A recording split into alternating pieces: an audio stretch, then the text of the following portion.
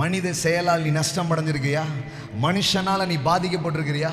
மனுஷன் வாழ்க்கையை பிஸ்னஸை தடுத்துட்டானா? உன் குடும்பத்துக்கு தீங்கு பண்ணிட்டானா? உன் எதிர்காலத்து நீ என்னமோ கற்பனை பண்ணிட்டு இருக்கும்போது உன்னை வேற திசையில் அவன் மாற்றி விட்டுட்டானா? கவலைப்படாத. உன்னை உட்கார வைக்க வேண்டிய நேரத்தில், உட்கார வைக்க வேண்டிய இடத்துல நான் உன்னை உட்கார வைப்பேன். நான் உன்னை உட்கார வைப்பேன். ஆமென்.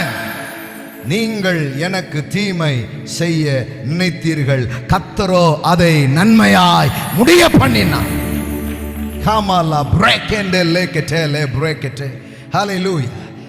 எல்லாம் சொல்லுங்க. மனிதனுடைய தீமைகள் அனைத்தும் நன்மைகளாய் மாறும். ஆமென். எல்லாம் சொல்லுங்க. தீமெல்லாம் நன்மையா மாறும். ஆமென். தீமெல்லாம் நன்மையா மாறும். இது புரிஞ்சிச்சுன்னா, ரிசரக்ஷன் பவர் நீங்கள் விளங்கிக்கிட்டீங்கன்னா, ஓஹோ இப்படிலாம் பண்ணுற, இது உனக்கு தெரிஞ்சது நீ பண்ணியிருக்க. கொஞ்சம் வலிக்குது, கொஞ்சம் கோவம்லாம் வருது, கஷ்டமாக இருக்குது. சரி போ. என்ன ஒருத்தர் எழுப்புவார். ஆமாம்.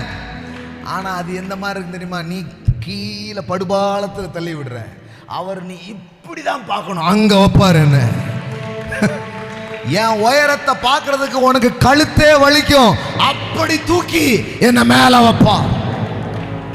ஆமென். நம்புறீங்களா?